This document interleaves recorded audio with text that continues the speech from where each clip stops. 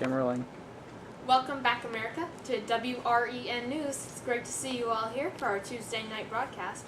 Let's jump right into our first story of the night. In Israel, where Israelis Hamas and Hamas forces battled Friday, even during an Israeli-called 3-hour halt, as both sides dismissed the United Nations resolution demanding an immediate ceasefire. Thick plumes of smoke rose from Gaza City as Israeli helicopters flew over Palestinian territory. Fierce fighting is reported in northeastern Gaza, near the border where Israel and Hamas rockets continue to land in southern Israel, 2 weeks after Israel launched an offensive. Moving from the Middle East to our neighbor in the south, in Costa Rica, where a death toll from a strong earthquake that rocked Costa Rica has risen from 14 dead, and with at least 22 people still missing.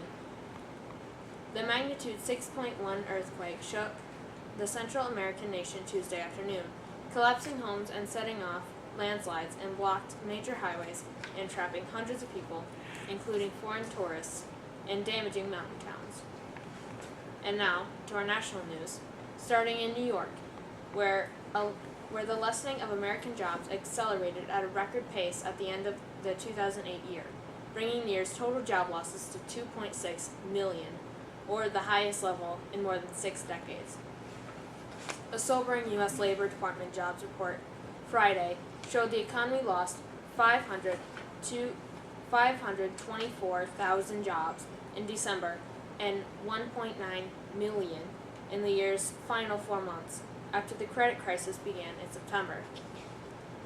The unemployment rate rose from 7.2% last month, from 6.7% in November, its highest rate since January 1993.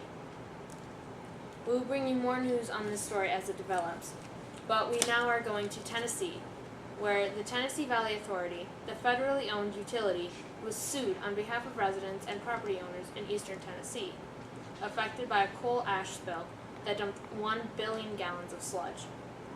The December 22nd spill at TVA's Kingston Fossil Plant, 40 miles west of Knoxville, Tennessee, released toxin-laden sludge in a rural neighborhood where the retaining wall of waste storage pond filled according to the complaint filed by 8 residents in federal court of Knoxville. The complaint seeks more damages of more than $5 million. And quickly moving to our state news, a Detroit, Michigan man was asking the U.S. Supreme Court to settle a dispute that put him on death row. Does the federal government really have jurisdiction over a murder in a small mucky lake in the Nago country? The federal jury chose the death sentence in Marvin Gabron in 2002, the first case of capital punishment in western Michigan. And moving to our own Gratiot County news, a program designed to help alleviate prison and jail overcrowding problems is starting to work well in Gratiot County.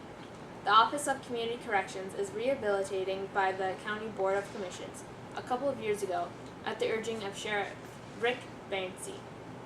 The program, which offers alternative sentencing options for certain offenders, has been disbanded several years after earlier it is not working as intended. Now, however, it seems to be making headway. Presently, the program has 15 participants and 1 with waiting approval. Only criminals charged with non-violent crimes are eligible. Repeat offenders or those charged with sex offenses or more serious crimes are not allowed. We here at WREN News love a good debate, so I have created an editorial for this story. Gratiot County is coming back from troubling years. Fixing our judicial system is one step. Rehabilitation for our prisoners is going to be working very well, and we hope to see those guys and girls form better lives and better jobs for their families. Some people may think that bad people should get bad treatment, and they should stay in prison, but isn't it better to have these people back in society and fixed? Well, we'll leave that up to you to decide.